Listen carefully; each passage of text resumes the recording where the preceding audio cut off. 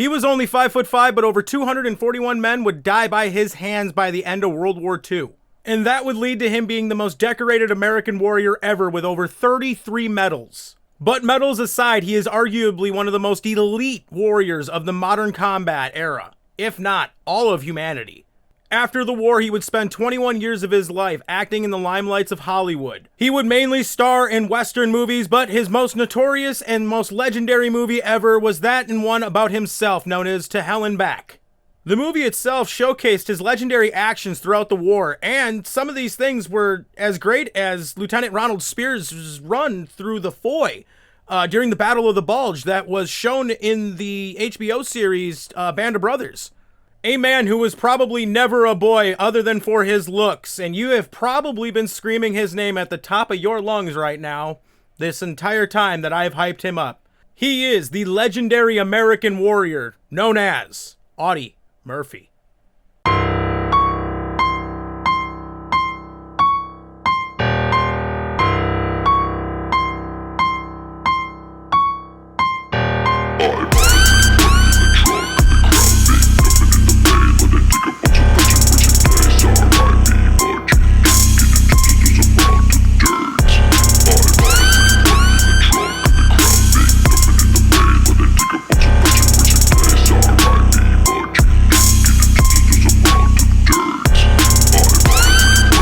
Audie Murphy was born on June 20th of 1925 in Northeast Texas in the town of Kingston. He was the 7th of 12 children. His mother, Josie Bell Murphy, and his father, Emmett Murphy, both came from an American Scotch-Irish background with German ancestry mixed in there too. Audie grew up around Farmersville, Texas, and was known to have an explosive temper, but early in his youth, he turned that into something constructive. Audie was a skilled hunter, and from a very young age, he was extremely good, and for his entire life, he would walk with what was known as a hunter's kind of esque creep, where it would look like he was always stalking prey when he would walk. And from an early age, being this good at hunting, he actually assisted his family in putting food on the table almost the entire time during the 1930s Great Depression in the United States. His sister having been quoted saying that he alone was the single-handed reason why the family even ate during that time period. Then, sometime in the 1930s, Audie's father moved his entire family to Celeste, Texas for a job with the WPA.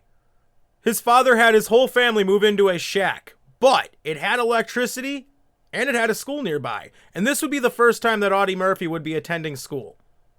He would enter the first grade at 9 years old in 1933, and his education would continue up till 1937, where he sadly had to leave school in order to go work full-time to help provide for his family. But while Audie worked during the day and hunted at night, halfway across the world, a man with a funny mustache was guiding the entire human race into the largest conflict we have ever seen. Now, I do not need to name this man, but I am very disappointed in many of you who partake in playing certain games on the platform known as Steam. Shame on you. The hell's wrong with you? But before Audie found himself halfway around the world fighting the Germans, he instead found himself having to provide for his entire family. Because late one night, his father Emmett ended up throwing on every single article of clothing he could fit on his entire body. I shit you not, that is an actual thing that happened. And walked completely out of their lives, like in front of everybody. Like his sister just watched their father, Emmett, just toss on all of his clothing, looking like the fucking Michelin Man. And he just skedaddled right the fuck out of their lives. I don't know what to think of that. And then sadly, within just a year later, Audie would end up losing his mother on May 23rd of 1941, leaving him and his older sister alone to raise their other siblings. Now, Audie didn't wallow in pain. No, his sister is quoted as saying he got absolutely pissed the fuck off by this. And it wasn't unusual for Audie to be angry. He grew up being known as a little guy with a whole lot of find the fuck out pent up in him. And the loss of his mother pretty much sent him over the edge. Now, Audie's sister was also quoted as saying that the death of their mother did tear him up, but it drove him to pretty much snap with anger. And Audie himself was also quoted as saying that all he ever really wanted to do was something for his mother, and losing her took that opportunity away from him. And that, again, just really, really angered him. Shortly after losing his mother, though, December 7th of 1941 would happen, where the Japanese would attack Pearl Harbor.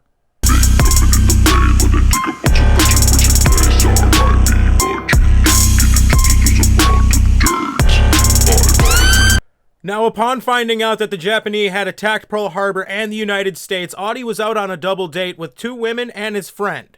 Now, upon finding out, he and his friend had made their way to the nearest recruiting station. This is where Audie had made his first attempt to join the U.S. military. He first attempted to join the U.S. Marine Corps and was essentially just laughed out.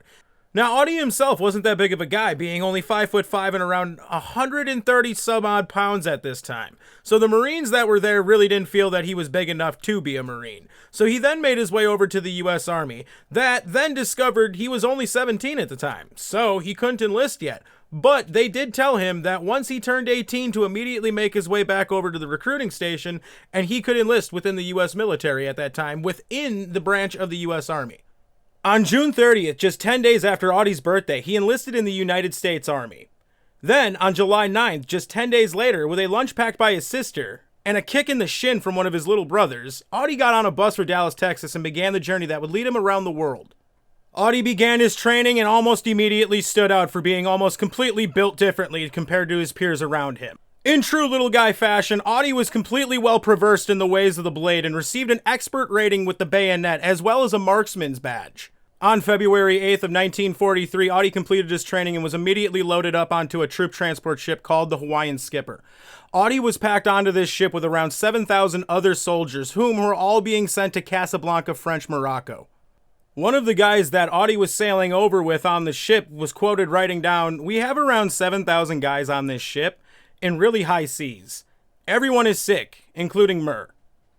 Now, Murr is Audie's nickname, which is a lot better than the one he was given in basic training, which they just called him Baby, because of his boyish looks. He's got a baby face. Now, upon arriving at Casablanca, Audie was placed with Company B, 1st Battalion, 15th Infantry Regiment within the 3rd Infantry Division. Now, the 15th Infantry Regiment was known as the Can-Do Regiment, which was going to go on in the war to be known for being one of the fiercest regiments in the war. And within that regiment was little Audie Murphy, America's pit bull, that was codenamed Cupcake.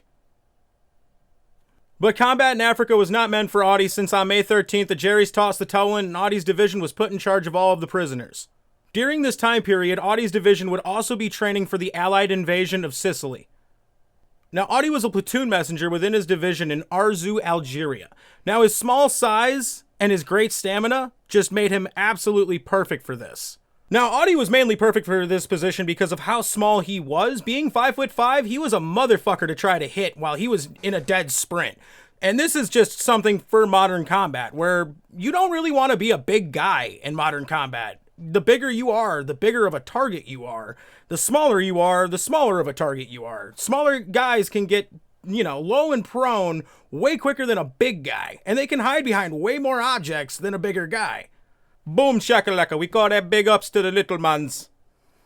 Now, Audie was also just really good at his job, having received not 1 but 2 promotions within a span of 70 days, having received his first one on May 7th, going up to Private First Class, and then, during the invasion of Sicily in Operation Husky on July 15th, he was promoted to a corporal.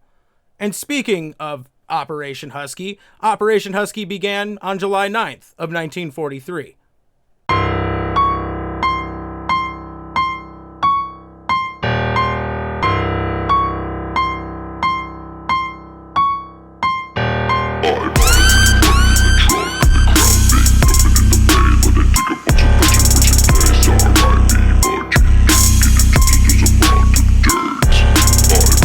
Now, Operation Husky started on July 9th of 1943 and was the invasion of Sicily, where over 29,000 Italian and German troops would have their life subscriptions canceled, along with 140,000 more of them being captured in the 38 days it took the Allies to take Sicily. Now, all of this would pretty much be mainly accomplished by America's greatest general ever, George S. Patton, who was notorious for slapping the PTSD out of his troops and shooting a local farmer's donkeys and having them tossed off a bridge simply for holding his armor column up. But Patton would also make a mad dash across Sicily for one simple reason and one simple reason only. To basically say fuck you to Sir Bernard Montgomery of the British. He fucking hated him. And for those of you who are wondering who Sir Bernard Montgomery is, he is a field marshal who basically led the entire British Army in World War II. And he's also the guy that, well, fucked up Market Garden. But that's another story for another day.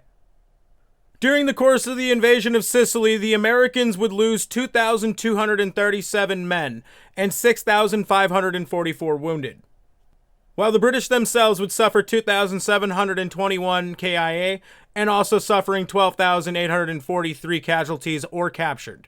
On July 10th, the 3rd Infantry landed in southern Sicily at Licata. Audie and his unit waded ashore around 5 a.m. that morning, and almost immediately a man was killed next to Audie by an artillery round. But from what Audie's fellow comrades said is that he remained calm and stoic as that happened and continued to push through the water towards the beach. Then a short time later, 2 Italian cavalry officers attempted to retreat, or what we Americans like to call strategically relocate. But unfortunately for these 2 Italian cavalry officers, they did this directly in front of Audie Murphy, whom immediately dropped to one knee and only fired off 2 shots, dropping both Italian officers right out of the saddle. The horses kept running, and those 2 bodies just kind of in the dirt. Now, Audie would later recount his first time taking another man's life. Now I have shed my first blood. I feel no qualms, no pride, no remorse. There's only a weary indifference that will follow me throughout the war. But little did Audie know is that the horrors of the war would follow him for the rest of his life, leading to issues within his marriages to even abuse of prescription drugs. But Audie would ultimately persevere through all of these struggles and end up becoming a main spokesperson for the struggles that combat veterans go through, and ultimately leading to the diagnosis of PTSD. Audie's company arrived in Palermo on July 20th, but he had to be taken to an aid station where he remained for the next week due to being sick. He rejoined his unit where they were assigned to a hillside where they were protecting a machine gun emplacement. Audie and his unit would remain on that hillside for the remainder of the invasion of Sicily. Operation Avalanche started September 9th and went till September 18th and almost resulted in the favor of the Germans, who had launched a counterattack on the Americans and damn near tossed them back into the Mediterranean Sea. But luckily for the Allies, modern celebrities managed to sing the song Imagine All the People, and through singing that song were able to teleport their energy back into the invasion of Operation Avalanche, thus throwing the Germans back, simply because this was able to manifest Kendall Jenner. Was it Kylie Jenner? But either way, one of the Jenners showed up with a Pepsi, handed it to a German, and everybody stopped fighting. I am being told that I am completely and utterly wrong and have completely mixed up history and just time-space itself. I do apologize. This will more than likely happen again. But what really happened was, luckily, Erwin Rommel, one of Germany's top field marshals of the entire war, managed to convince the angry mustache man that it was better to defend northern Italy than to waste needed resources and manpower in southern Italy, mainly anything south of the city of Rome. This resulted in the funny mustache man forbidding troops from the northern sector to reinforce the southern sector of Italy. But even without reinforcements coming from the northern sector, the southern sector launched a counterattack that almost threw the Allies back into the ocean. Luckily, the Allies were able to use their overwhelming firepower and gain a foothold back. But the Germans had, in a lot of areas, pushed the Allies all the way back to the beaches. And that was bad. That could have been horrible. But this allowed the United States Navy and the British Navy within the area to pound the living shit out of those beaches, thus giving the Allies the opportunity to re-advance again. Landing at Battipaglia in the Salerno province, during this time, Audie's comrades would say that he would display superhuman abilities like pinpoint hearing or just simply feeling the air around him. He could feel the energy of enemy troops. Next to these incredible senses that Audie displayed, he also had a really unique ability to look at terrain directly in front of him and pinpoint where the enemy would dig in. And he was always right. But sadly, sometimes your unique abilities or your incredible unique skills just don't always come in handy, because sometimes you can screw the pooch. And one of these times, while on a scouting patrol along the Volturno River, a German machine gun ambushed Audie and 2 other Americans. The German machine gun ended up killing one of the Americans immediately with its first burst. But Audie and the other American used their own machine gun to return fire back at the German machine gun and suppress it. While the machine gun managed to suppress the German machine gun, Audie was able to creep forward and get a few grenades into the German machine gun nest. It then fell silent. He had killed over 5 Germans with that attack. Then in October, Audie and his company had repelled an attack that killed 3 and had 4 other German soldiers surrender. Then, on December 13th, Audie was again promoted, and this time to sergeant.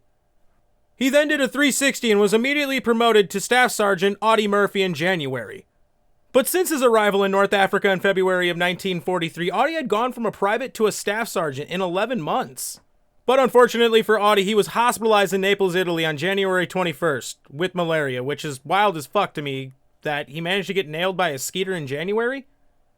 And not only did he get nailed by a mosquito in January, the fucking mosquito had malaria. That's incredible. But luckily for Audie, this would result in him missing the landing at the Anzio beachhead, which went off without a problem for the Allies on the first day, but the Germans were waiting for the Allies to unload as much of equipment as they could, and on the 4th day, the Germans attacked the Allies on the beaches, resulting in pure fucking chaos. 18,000 vehicles and 70,000 men were crammed on the beaches of Anzio at this time period. This attack ended up destroying numerous amounts of equipment and injured or killed scores of men. When Audie had arrived after, he learned one of his close friends had been killed by an artillery round earlier that attack. As it would turn out, this also wasn't one of the worst experiences for Audie at Anzio either.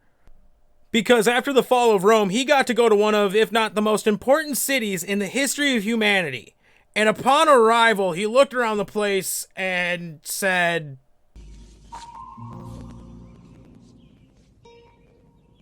"What the fuck is this piece of shit?" After finding Rome not to be what the hype had actually been, Audie wondered to himself if he ever got to Paris, would it be just as bad?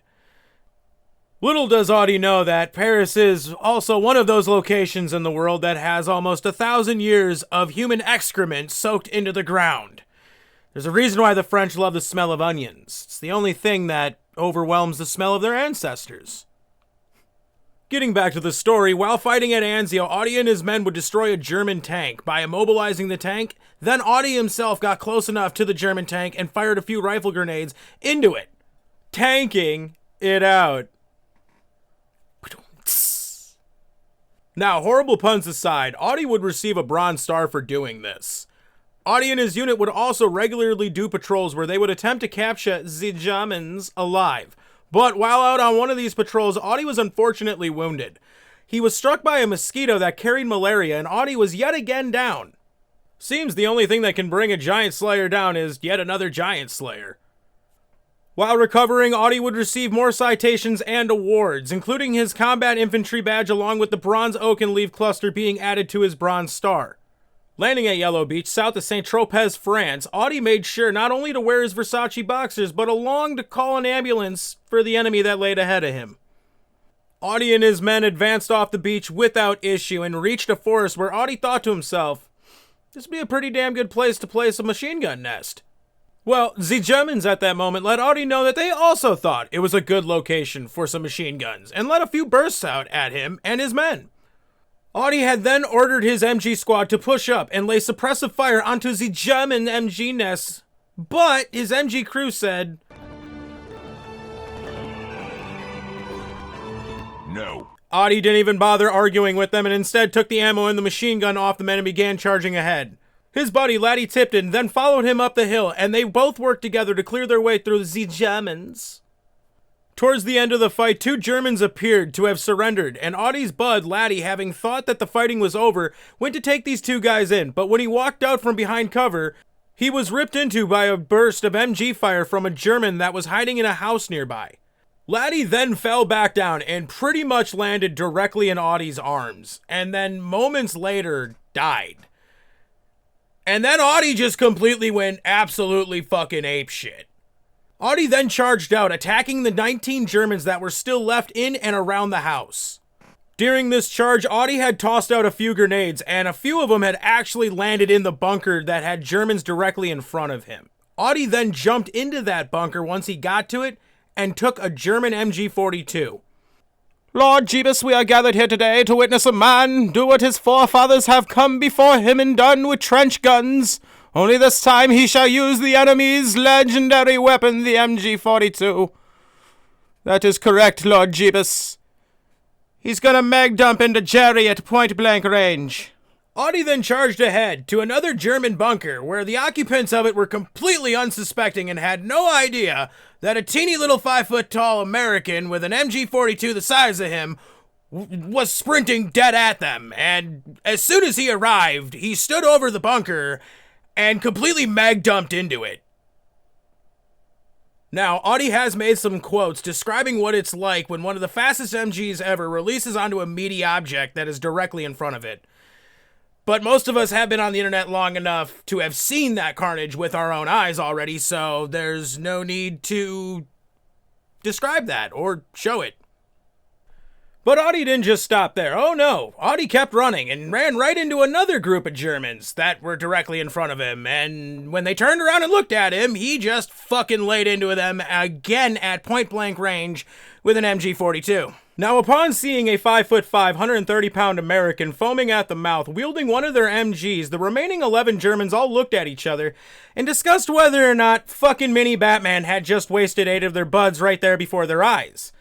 They then all agreed that the best option was to walk out and toss their weapons down rather than fight a blood-raging Oompa Loompa that was wielding but treating their MG like a toy as he raced around. Now, mind you, an MG-42 is 48 inches long.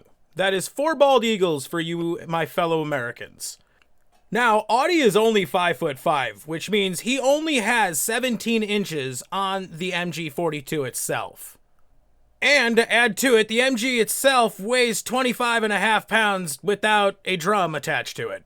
So I think it's pretty safe to say that those remaining Germans were completely in the right to just completely give up after watching this madman just rip around doing what he was doing. For his actions that day, Audie would receive the Distinguished Service Cross along with 2 silver stars. He got the first silver star for attacking another German MG nest in October all by himself again this time, taking out 4 Germans and then capturing 3 others then days later. Audie then ran around with a radio calling in artillery and directing his men on where to attack. He did this all while under heavy fire from the Germans who could see him clear as day running around. In the end, another 15 Germans would become statistics while another 35 were wounded and captured. And yet again, Audie would be awarded, and this time it would be the Bronze Oak Leaf Cluster for his Silver Star. Then he received a Battlefield Commission, which is an advancement in rank while deployed in combat. He was promoted to second lieutenant on the 14th of October, 1944. Shortly after this, Audie's unit was ambushed by a sniper unit. While in the process of capturing 2 individuals from the sniper unit, the sniper himself had popped out and shot Audie in the hip. Audie then whipped around and put 1 round directly between the sniper's eyes, stopping him from getting another round off at Audie. Audie then got transported to the 3rd General Hospital. The wound had developed gangrene, and Audie ended up having a portion of his hip muscle removed in order to stop the further spread of the disease. Audie would spend the rest of his life missing a chunk of his hip. But within less than 3 months, Audie had managed to recover and make it back to the front lines on the Colmar Pocket.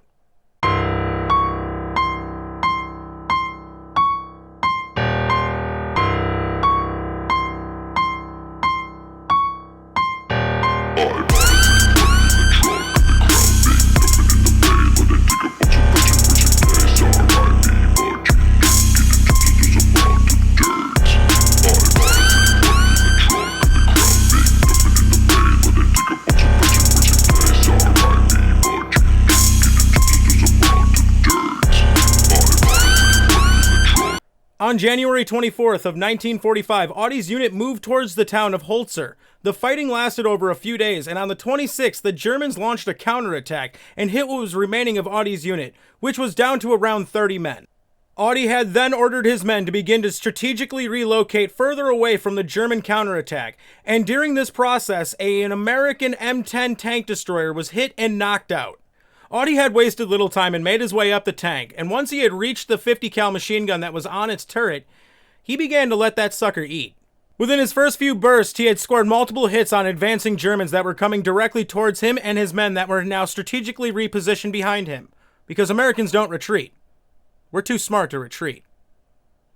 Audie then looked over to his side and noticed that an entire squad of Germans had crept right up on him. He then immediately whipped the machine gun around and hit them point blank range with a 50 cal machine gun, which is holy fuck. with that German squad almost instantaneously being scattered amongst the trees and bushes over there, over there, over there, and over there, Audie continued to use the machine gun for up to almost an hour. And during over this time period, Audie was spending a lot of time teaching over 250 Germans what the imperial math system was like. And that day's specific lesson was on how many times the human body could eat a 50 cal round. And as it turned out, it was once. The human body could in fact generally only withstand one 50 cal round. And over 50 Germans specifically found out that it was indeed only once that you needed to be hit to be sent to the Shadow Realm when it came to Audie Murphy and that 50 cal machine gun. Now they figured it was 50 guys because when it was all over, that's how many guys they figured he had hit after putting as many of them back together that they could, and they all just kind of went, yeah, I think that's 50 of them. It's a gelatinous mass, but this looks to be 50 dudes. After Audie had spent all of the 50 cal's ammunition, he climbed down off the tank destroyer and made his way back over to his men. Audie had been hitting his leg during the fighting. Audie paid little mind to his wound, and once he got back to his men, the ammunition that was left within the tank destroyer cooked off right then and there, blowing the tank up. If Audie had remained just on that tank for another minute, then he himself would have been included within the organic mass that he had created around the entire field. Audie then remained with his men while they finished repelling what was left of the German assault. Audie would then receive the Medal of Honor for his heroic actions that day, saving the lives of his men while putting his in the way of almost certain death. Yet, instead of going up to the Spirit in the sky, he survived and he was then promoted to first lieutenant and sent to his regiment's headquarters where Audie remained for the remainder of the war. Now, with the war coming to an end and Funny Mustache Man tossing in the towel and moving to Argentina, he rage quit by deleting his operating system, and then he had his boys delete his browsing history by fully factory resetting him by using fire. He was then wheeled away by the Russians. And here we have arrived to the next day, because this stuff takes a very long time to do, and I edit it while I make it. So most of the time, most of these videos will take a day or two of recording. I do apologize. And now we arrive to the after-war part of Audie Murphy's life, and we're going to try to sum this up as quick as possible and get through it as quick as possible. So if some information is left out that you feel should be added in, then comment that down below. After World War II, Audie remained in the service and made an attempt to go to West Point, but that didn't really happen because Audie basically just went, numbers, nah, fuck all that bullshit. However, Audie was one of the few guys to receive orders to report to Fort Sam Houston for duty reassignment. He arrived at the base and was assigned to the redistribution station there in Texas, and Audie was allowed to leave for the following 30 days to go do whatever he liked, and so he went around the country giving speeches, having parades in his honor, and of course doing keg stands at banquets. Then, on September 21st of 1945, he was transferred to the Officers Reserve Corps, which today is now called the U.S. Army Reserves. Audie was then commissioned as a captain into the 36th Infantry Division of Texas, where he would drill the new recruits during summer training camps. In 1945, James Cagney, who was an actor and producer in the 20th century, saw Audie on the cover of the July issue of Life magazine. Cagney was captivated by Audie's personal story through the Second World War and immediately set about trying to meet Audie. Now, you can say this could have been a situation of two dudes sitting in a hot tub 5 feet away from each other, because, during that time. Because it's frowned upon in this establishment! What really was the reality is Cagney likely saw all of those medals on Audie's chest, and all he saw were big, giant dollar signs just hanging off of his chest. Cagney managed to get a hold of Audie and invited him out to Hollywood. When Audie arrived, Cagney couldn't believe the state Audie's appearance was in. He was rail thin and had a sickly green hue to him, so Cagney decided it was best to let Audie stay out in the guest house and just let him recover a little bit and do whatever he really wanted to go and do at the time. After some time, though, Audie did in fact make a recovery, and around December of 1945, Cagney then signed him to an acting contract that paid around $150 a week. Which of those of you that are wondering what old-timely money would transfer into today, he was making roughly around $2,700 a week, so $2,700 USD. All Audie had to do was take acting classes and, from what Cagney has said, lose that horrible thick Texas accent he had. While Audie was learning under Cagney, he got his first acting shot as a West Point cadet in the movie Beyond Glory. Which is pretty funny since that was his first idea when he got back from World War II, was to go and become a West Point cadet. and instead just said to hell with that.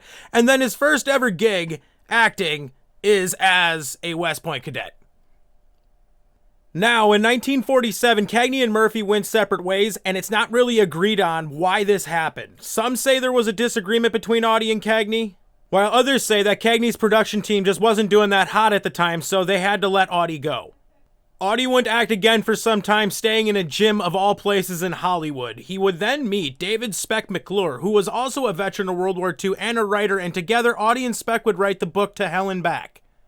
Now, the book itself did quite well and was basically an autobiography of Audie's entire journey all the way through World War II.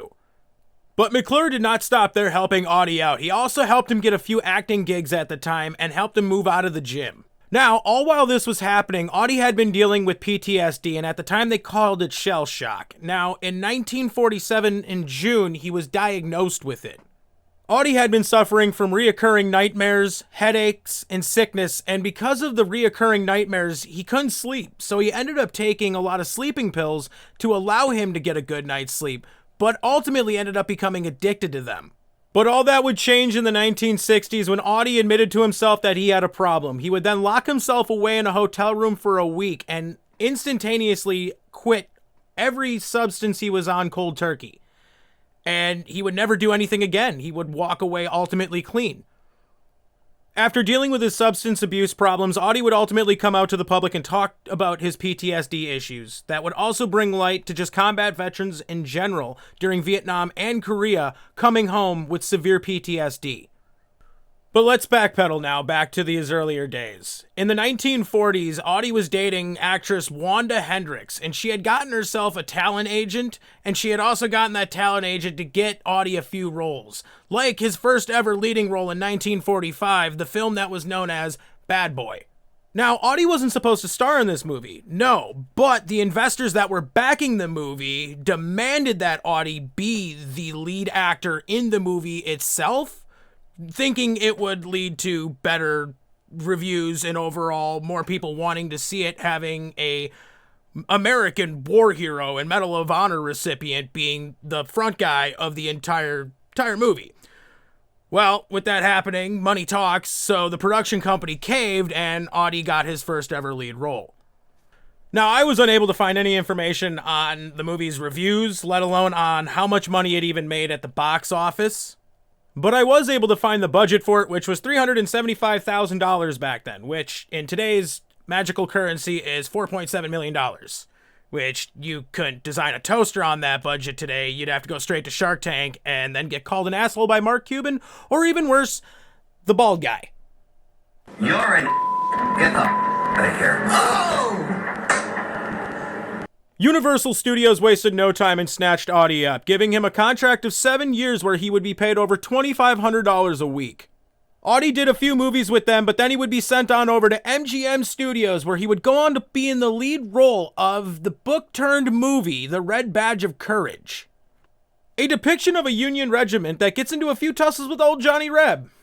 And it completely fucking bombed at the box office, but it has gone on to be considered a classic these days. So there's always that. Audie would continue to act in multiple roles leading up to the 1955 adaptation of Audie's own book, To Hell and Back, which is about Audie's entire experience through World War II. And the movie was a huge, huge hit immediately, and still to this day is considered a cult classic. After the huge success within the movie, Audie had actually wrote a sequel to the film about his life so far after the war, showing his issues with PTSD and the struggles it put on his relationships, but he wasn't able to find any backers to fund the production of that movie. Audie would then spend the next few years acting in American Western films, where ultimately that would become his niche in acting. Audie had in fact actually remained in the Army National Guard this entire time and was promoted to the rank of major in 1956, and then sent back to the reserves where he would remain for some years again. Audie would then request a transfer to the retired reserves in 1969, thus ending his career with the United States military after 27 years of service. During that span in the reserves, Audie would act in numerous Western films that would ultimately make him a fortune. And he would use that money to make even more money by buying a ranch and then breeding quarter horses where he would race them at the Del Mar racetrack in San Diego, California. Audie had developed a habit of gambling and having reportedly lost over his lifetime around $3 million. Audie also never really paid his taxes, which also resulted into a altercation with the IRS ultimately. And for those of you that don't know what the IRS is the U.S. federal government's personal pickpocketer, only they look you right in your eyes while they do it, and using their other hand, they squeeze your walnuts until they pop and you drop to the floor. They then kick your dog on the way out and tell you that he's lucky that they're not the ATF. They then walk out the door, and then moments later, the ATF then walks in and, well, bye-bye, Sparky.